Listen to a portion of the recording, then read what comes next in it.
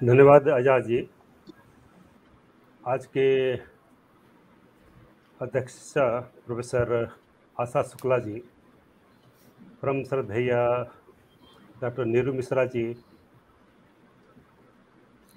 Tathagata chair of cultural Buddhist heritage, भिक्षु धर्मरत्न जी और भी भिक्षु महासंघ, डॉक्टर अनंत आशुतोष द्विवेदी जी, निर्मला घोषाल, मेरे परम शिष्य डॉक्टर उज्ज्वल कुमार, और इस अंतर्जाल के माध्यम से हमारे जितने भी छात्रगण, शोध छात्र, मेरे मित्र, छात्र और छात्राएं, ये मेरे लिए बड़े परम हर्ष का विषय है कि आज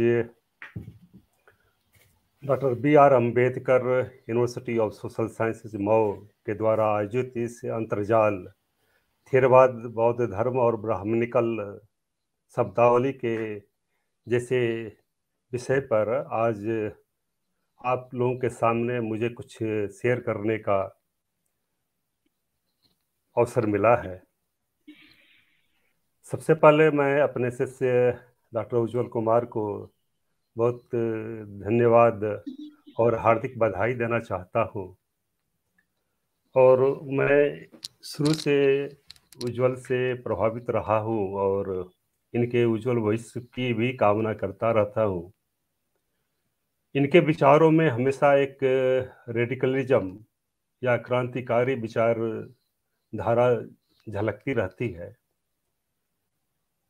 इनके विचारों में कुछ हमारे जो विचारधाराएं जो कि किस प्रकार से शब्दावली को लिया गया और शब्द किस प्रकार से बने, इसमें डॉक्टर उज्ज्वल कुमार का MA की छात्र जीवन से ही बड़ा रुचि रहा है और किसी भी शब्द के प्रति वो अपना विश्लेषण करते हुए, साथ ही साथ उसको इन्वेस्टिगेट करते हुए उस पर प्रकाश डालने का प्रयास कर रहे हैं। और उनके इस इन्वेस्टिगेटिव नेचर को देखकर मैं कभी कभी प्रभावित भी रहता हूँ।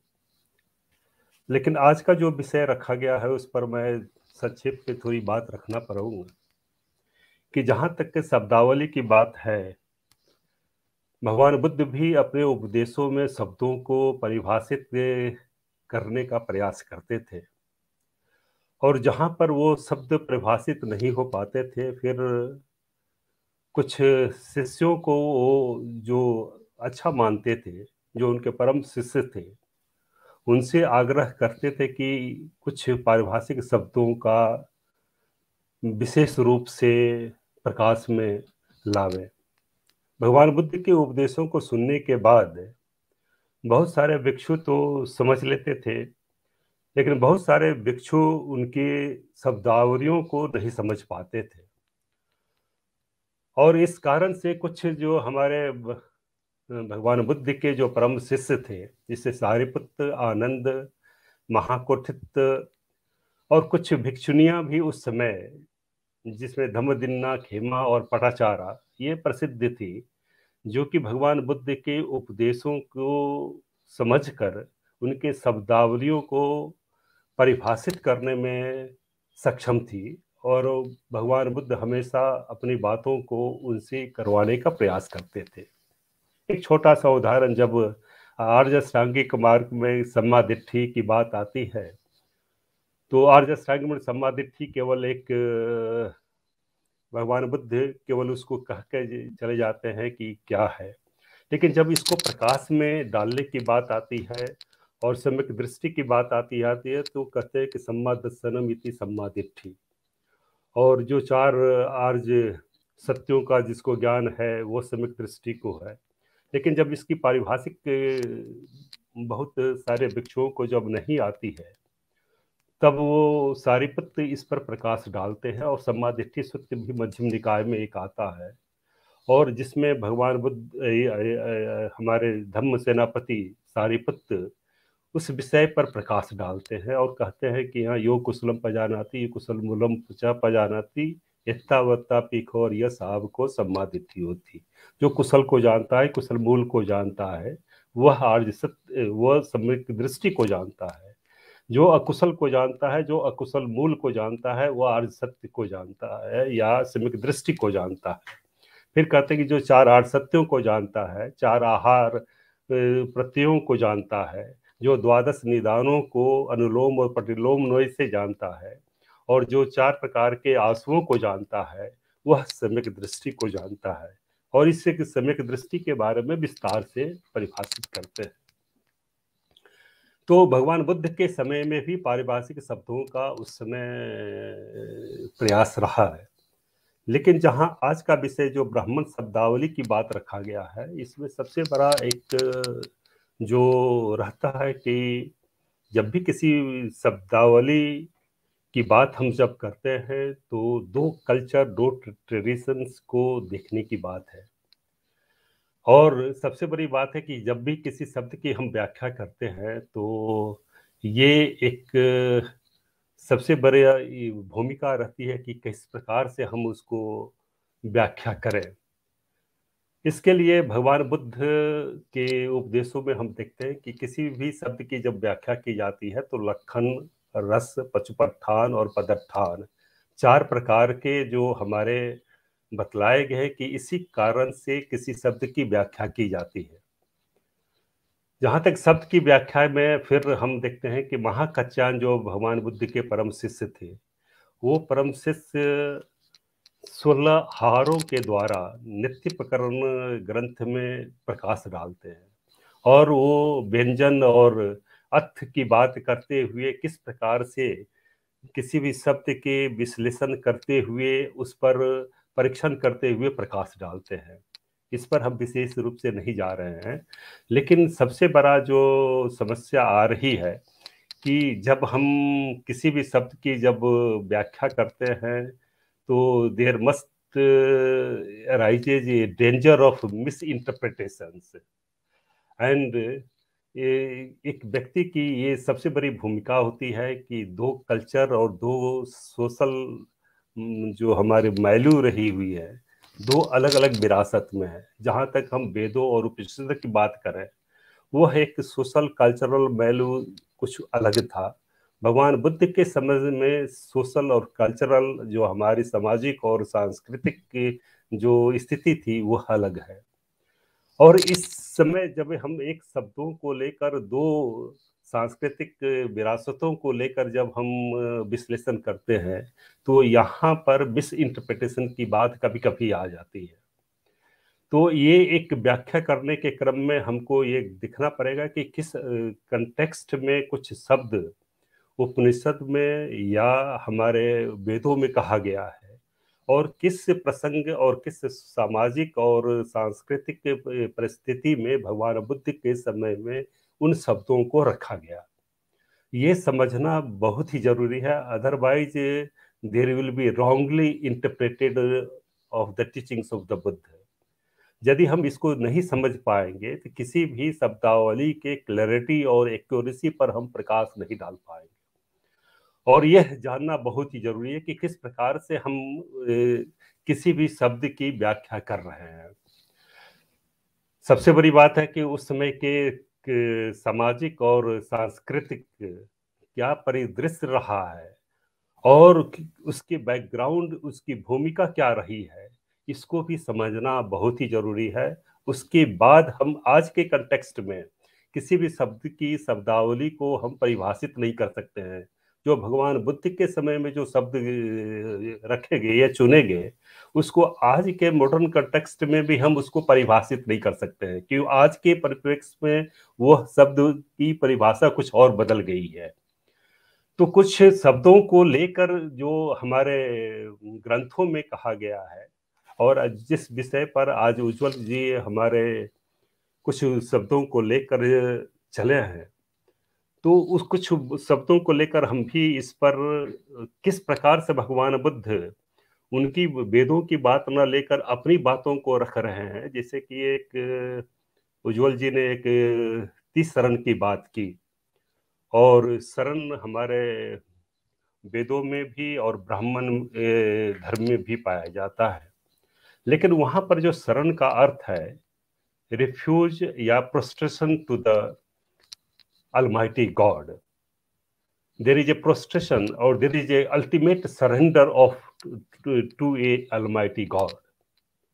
लेकिन यहाँ पर जो हमारा शरण है, तिसरण, जिसको कि हम बुद्धम शरणम गच्छामि, धम्मम शरणम गच्छामि, संघम शरणम गच्छामि, यहाँ पर शरण जो है हिंसति तावति शरणम, that what kills, that is called as refuge.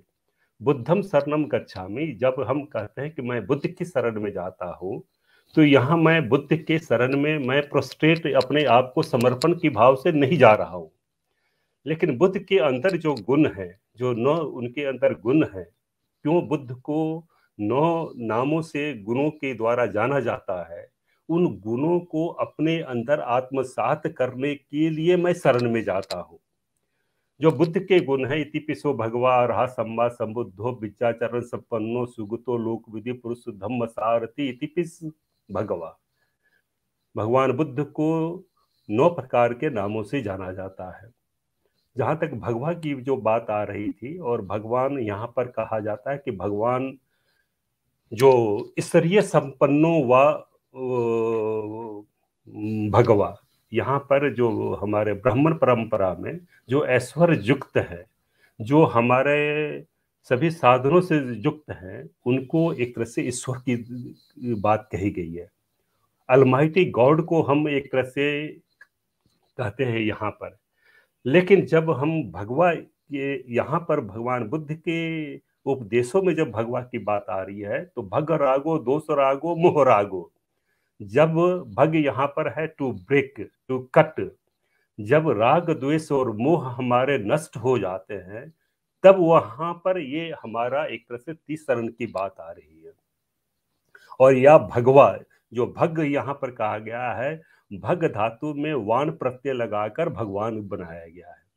यहाँ पर भग यानी राग द्वेष मोह जहां पर नष्ट हो जाते हैं, उस अर्थ में यहाँ पर भगवा शब्द यूज किया गया है।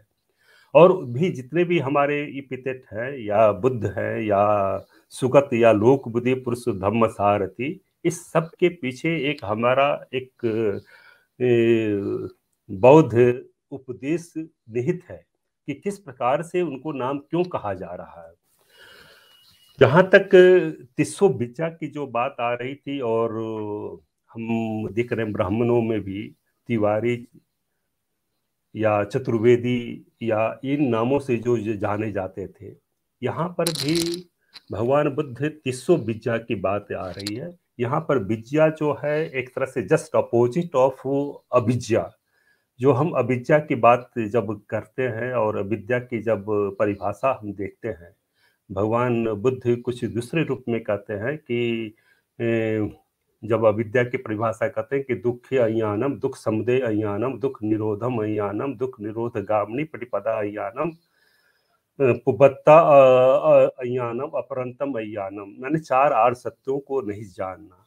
यहाँ पर विद्या जो है एक तरह से 3 प्रकार के जो विद्या, जो 4 प्रकार के जो हमारे आर्य सत्य हैं, यानी चारों आर्य सत्यों को जानना ही एक विद्या है।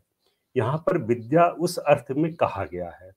और जहाँ पर विद्या की बात जो 30 प्रकार की तिस्सो विद्या, यहाँ पर भगवान बुद्ध जो कहते हैं 3 वेद की जो बात आ रही है, यहाँ पर 3 विद्याओं के रूप में कहा गया है, जिसमें सबसे पहला क्या है, पुब्बे निवास अनुसति यानम, सत्तानम, चतुपति उपति यानम और आसवख यानम। ये 3 प्रकार के ज्ञान कहा गया है। उसी के कारण हमारी अविद्या नष्ट होती है, जो विद्या हमारी आ रही है, जिसमें पहले आ रहा है पुब्बे निवास अनुसति यान, knowledge of the recollections related with the previous existence, पहला हुआ। दूसरा कह रहे हैं कि one who has the knowledge of arising and ceasing of the human beings, सत्तानम च्युति उपत्ति Yanam, कि जब हम प्रतीत समुत्पाद हेतु और प्रत्यय पर आधारित होकर जब हम च्युति उत्पत्ति की जब सत्वों की बात हम जब कर रहे हैं, उसका ज्ञान जब हो रहा है, जब प्रतीत समुत्पाद की जब बात आ रही है,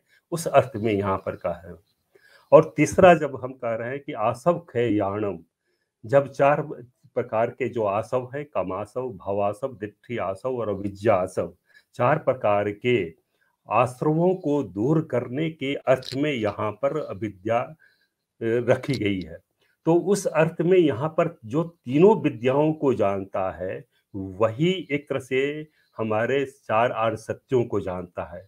तो इस अर्थ में यहाँ पर 300 विद्या कहा गया। विद्या का कहा गया कि वन जो, और एक हम भी जानते हैं कि भगवान बुद्ध अपने उपदेशों में कहते हैं कि विद्या चरण संपन्नो सो सिद्धो देव मनुष्यानमति, कि जो विद्या को जानता है और चरण को जानता है। यहाँ पर विद्या एक तरह से प्रज्ञा के रूप में है और चरण जो है शील और समाधि के अर्थ में है, कि जो शील समाधि और प्रज्ञा को जानता है, जो उससे संपन्न है, वही श्रेष्ठ है। इस अम्बट्ट सूत्र में भी इसके बारे में कई बार बतलाया गया है और दूसरे सूत्रों में भी बतलाया गया है। जहाँ तक और भी जो हमारे जो शब्द हैं उसके बारे में थोड़ा सा कुछ शब्द जैसे उज्ज्वल जी आज बतला रहे थे देव के बारे में, और कि देव की किस प्रकार से भाषा उसमें की गई है। देव की परिभाषा देते हुए उज्ज्वल जी कहते हैं कि देव जो है वो भी जीवन वर्ण से युक्त है। हम भी जानते हैं कि कई शुद्धावास या तावतिन श्लोक से कई हमारे देव इस पृथ्वी पर आकर जन्म लिए हैं और जन्म लेने के बाद फिर उनकी मृत्यु हुई है। लेकिन देव और यहाँ पर बुद्ध में अंतर है। देव तो जीवन मरण से युक्त तो जरूर है, लेकिन शक्र जो है मनुष्य की स्थिति में क्या है कि मनुष्य जन्म लेता है, उसकी मृत्यु होती है, उसका स्थान ग्रहण नहीं करता है। लेकिन जब कोई देव की मृत्यु होती है तो उसका स्थान दूसरा कोई जरूर ले लेता है।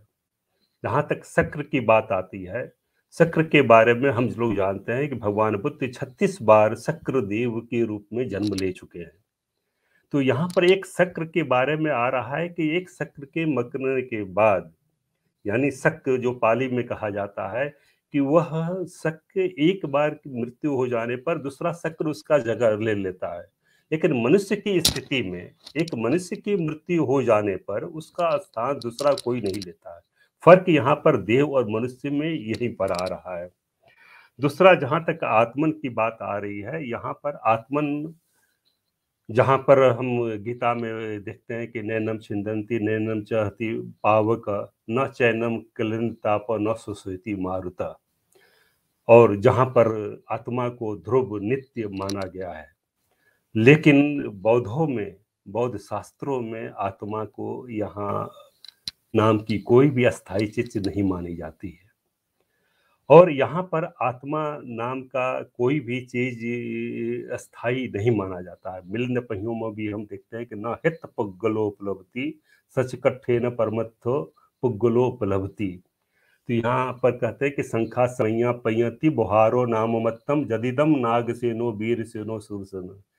किसी को व्यवहार मात्र में नाम से पुकारने के लिए हम नागसेन, सूरसेन, वीरसेन आदि नाम लेते हैं। वास्तव में नागसेन और ये आत्मा नाम की कोई भी चीज नहीं है। न हित पुग्गलोपलब्धि, पुद्गल या आत्मा नाम की कोई भी चीज नहीं है। और वहां पर उदाहरण देने पर कह रहे हैं कि रूप इज योन, जो हम कहते हैं कि यह हमारा मानव शरीर 5 स्कंधों से बना हुआ है। रूप स्कंद, वेदना स्कंद, संज्ञा स्कंद, संस्कार स्कंद और विज्ञान स्कंद। तो वहां पर प्रश्न उठाते हैं हमारे राजनीतिक कि क्या रूप आपका है, वेदना आपका है, संज्ञा आपका है? कहते हैं कि रूप इज नॉट माइंड, रूप इज नॉट सेल्फ, वेदना इज नॉट सेल्फ। ये इनसे संखा समैया पयति बुहारो नाममत्तम जदिदम नागसेनो सूरसेनो वीरसेनो सिंहतेनो। यहाँ पर एक अलग विधाई बताई गई है। तो यहाँ पर आत्मा नाम का जो केवल बतलाया गया है कि केवल there is no difference between us and the world spirit, जो आत्मा नाम की चीज है। लेकिन यहाँ पर एक अस्थाई ध्रुव नाम की कोई भी चीज नहीं पाई गई है, नित्य कोई भी नहीं है। जहाँ तक अव्यातक धर्म के बारे में और हम भी जानते हैं कि ये जितने भी सभी संस्कार अनित्य है, सभी संस्कार दुखमय है और सभी धर्म अनात्म है। जब इसकी बात हम करते हैं तो उसके बारे में कहा जाता है कि ये सारे धर्म जो है हमारे एक आ रहा है, जिसमें कि सभी धर्म केवल ब्राह्मण धर्म पर ही आधारित था। और बुद्ध इसका एक तरह से आलोचना करते हैं और कहते हैं कि ये सारे जो हमारे संसार हैं इसको अनित्य है। एक संसार की परिभाषा देते हुए हम कहते हैं कि किस प्रकार से संसार वेदों में और यहाँ पर डिफर करता है। जहाँ तक संसार की बात आती है तो संसरति इति संसारम हम कहते हैं कि जो संसरण कर रहा है, जिसका संसरण हो रहा है। लेकिन बौद्ध परंपरा में संसारोति लोको, यहाँ पर संसार लोक की परिभाषा दी गई है और लोक की परिभाषा देते हुए बौद्ध शास्त्रों में कहा गया लुंजति पलुंजति अथीन लोको, where there is the sense of arising and ceasing, there is the arising means यहाँ पर प्रतीत समुत्पाद कार्य कारण का सिद्धांत जहां पर लागू हो रहा है वह एक तरह से यहाँ पर संसार के रूप में। और फिर संसारों की भवचक परंपरा, where there is the process of repeated existence again and again, उसको हम संसार का नाम या भवचक परंपरा का नाम देते हैं। तो किस प्रकार से ये परंपरा, ये दो परंपराओं में हमारा किस प्रकार से अर्थ बदलता है, इसके बारे में कहा जाता है। जहाँ तक ब्राह्मण शब्द की बात डॉक्टर उज्जवल जी कर रहे थे कि ब्राह्मण का बहुत सारा इम्पैक्ट पड़ा है। यहाँ पर ब्राह्मण, ब्रह्म शब्द, ब्राह्मण वहां पर आया है कि to act oneself with the Brahman, कि किस प्रकार से हम ब्राह्मण को एक्सेप्ट करें। और वहां पर ब्रह्मचर्या की भी बात आती है। ब्रह्मचर्या के अर्थ में यहाँ पर कहा जाता है कि किस प्रकार से आप सेलिब्रेट लाइफ या सील का पालन करते हुए आप किस प्रकार से निर्वाण को प्राप्त करते हैं, वह किस ब्राह्मण ब्राह्मण की बात प्राप्त करने के अर्थ में वहां पर ब्राह्मण कहा जाता है। लेकिन यहाँ पर ब्रह्म शब्द भगवान बुद्ध उसको श्रेष्ठ के रूप में, जिसका कि उज्जवल जी भी बतला चुके हैं, यहाँ पर चार विहारों मेत्ता करुणा मुदिता उपेक्षा, जब ब्रह्म विहार की बात हम करते हैं तो यहाँ पर चार प्रकार के हमारे विहारों के रूप में कहा जाता है कि ये आया है। और इसको चार प्रकार से हम थेर गाथा की अठ कथा में भी पाते हैं कि किस प्रकार से या रियमानम ब्रह्मपतेपि चतुर्विधेपि विहारम पथे। और वहां पर ब्राह्मण जो शब्द दिया गया है वो that is also a way of getting a state of निर्वाण। यहाँ पर जो हमारा एक ब्रह्म विहार या ब्रह्मचर्या की जो बात कही जाती है वह एक तरह से चार प्रकार के मेत्ता, मैत्री, करुणा, मुदिता, उपेक्षा, चार प्रकार के को किस प्रकार से ध्यान भावना लेकर हम निर्वाण को प्राप्त कर सकते हैं, इसके बारे में यहाँ पर कहा गया है। और जैसा कि डिफर किस प्रकार से बुद्ध करते हैं, और उज्जवल जी भी अपने उसमें कह रहे थे कि रूपझान और रूपझान किस, जब भगवान बुद्धत्व प्राप्त करने के बाद जब अपने आचार्यों का स्मरण करते हैं तो अलार कलाम, जहाँ पर वो दो एक तरह से आकिंचय आयतन नेव सैया ना आयतन, ये दो रूप ध्यानों का अपने आचार्यों के द्वारा जो उन्होंने शिक्षा प्राप्त की, उसके आधार पर संज्ञा वेदित निरोध और निर्वाण, ये दो आचार हमारे बुद्ध के द्वारा अलग से जो प्रतिपादित किए गए, उस अर्थ में यहाँ पर बुद्धत्व प्राप्त करने के अर्थ में कहा गया है। तो किस प्रकार से हमारे अर्थ समय के अनुसार बदलते हैं उसके बारे में कहा गया है। और जहाँ तक ब्राह्मण का भी जो कहा गया था कि बाहित पापोति ब्राह्मणों, ब्राह्मण वह है जो कि अपने अकुशल धर्मों को जिसने नष्ट कर दिया है। और श्रमण के बारे में भी कहा जाता है कि समितत्ताति पापानम समनोति पबुच्यति, कि जिसने अकुशल धर्मों का समन कर दिया है वह श्रमण कहलाता है। तो ये अर्थ हमारे धम्मपद में दोनों आते हैं कि किस प्रकार से ब्राह्मण, और दूसरे हमारे सूत्र निपात में भी ब्राह्मण की परिभाषा अलग से दी गई है कि ब्राह्मण कौन है। बसल सूत्र में भी इसके बारे में बतलाया गया कि कमुना होती ब्राह्मणों कमुना होती वत्सलो, कि ब्राह्मण असल में कौन है उसके बारे में अलग से बसल सूत्र में और सूत्र निपात में और धम्मपद में ब्राह्मण वर्ग है उसके बारे में विशेष व्याख्या की गई है। जहाँ तक एक शब्द त्रिपिटक का आ रहा था, और त्रिपिटक के बारे में भी किस प्रकार से व्याख्या पहले की गई है, जैसे कि हम जानते हैं कि त्रिपिटक शब्द सबसे पहले अटकथाओं में आया है, और अटकथाओं में सबसे पहले आने पर हम पाते हैं कि पिटक शब्द की परिभाषा की पिटक पिटारी शब्द से बना हुआ है, और जिस प्रकार से मंजूषा कहने से उसमें रखे हुए वस्तु का बोध होता है, उसी प्रकार से यहाँ पर पिटक शब्द का अर्थ है। लेकिन जब इसकी परिभाषा दी गई है तो कहा जाता है कि पिटकम पिटकत्थ विदु परियत्ति भाजनतो आहो तेन समुधानित्वा विनय आदयोपि अय्या। यहाँ पर पिटक शब्द परियत्ति और भाजन के अर्थ में, परियत्ति मतलब टीचिंग शब्द बुद्ध, भगवान बुद्ध के उपदेश, और भाजन वह पात्र जिसमें भगवान बुद्ध के उपदेशों को रखा गया है, इस अर्थ में पिटक की बात आ रही है। और यहाँ पर त्रिपिटक जो हमारे ग्रंथों का जो वर्गीकरण आया है उसके संबंध में आया है। जहाँ तक महासांख्यिकों को ने 5 पिटकों की बात की है, जिसमें कि हमारा विनय पिटक, सुत पिटक, अभिधम पिटक तो है ही, इसके अलावा 2 पिटक और हमारा धारणी पिटक और खुद्दक पिटक, ये 2 पिटक और भी महासांख्यिक में हम पाते हैं। लेकिन जो त्रिपिटक का कंसेप्ट है या पिटक का जो हमारा रखा गया है जो भाव, वह केवल परियत्ति और भाजन के अर्थ में रखा गया है। जहाँ तक के कार्य कारण सिद्धांतों के बारे में, धम्म के बारे में, धम्म की परिभाषा अनेक रूपों में भगवान बुद्ध के उपदेशों में पाते हैं हम लोग। जब हम कहते हैं कि बुद्धो धम्मम देसेति, यहाँ पर धम्म का अर्थ है भगवान बुद्ध के उपदेश। जहाँ पर पहली गाथा धम्मपद की आती है कि मनोपुंगमा धम्मा मनुसिट्ठा मनुमया मनसा च पदुत्थेन भासति व करोति व ततो नम दुखम मनुवेति तत्कम भक्तो पदम। मनोपुंगमा धम्मा, यहाँ पर जो हमारा धर्म है वह अकुशल और अकुशल कुशल कर्म के अर्थ में है। जब हम कहते हैं कि नहीं बेरेने बेराने समन्ति कुदाचनम अवेरने च समन्ति इस धम्मो सनंतनो, यहाँ पर धम्म जो है एक लॉ रूल नियम के अर्थ में है। जब हम कहते हैं कि सभ्य संखारा अनिच्चाति जदाय पयाय पश्यति अथ निबंधिते दुखे समगो विशुद्धिया, सभ्य संखारा दुखाति जदाय पयाय पश्यति अथ निबंधिते दुखे समगो विशुद्धिया, सभ्य धम्मा अनत्ताति जदाय पयाय पश्यति अथ निबंधिते दुखे समगो विशुद्धिया। यहाँ पर धम्म शब्द जो है संखत और असंखत, संस्कृत और असंस्कृत धर्म, जो किसी कार्य कारण या हेतु प्रत्यय पर आधारित होकर जो हमारे धर्म उत्पन्न होते हैं, वह एक तरह से संखत कहलाते हैं, संस्कृत धर्म कहलाते हैं।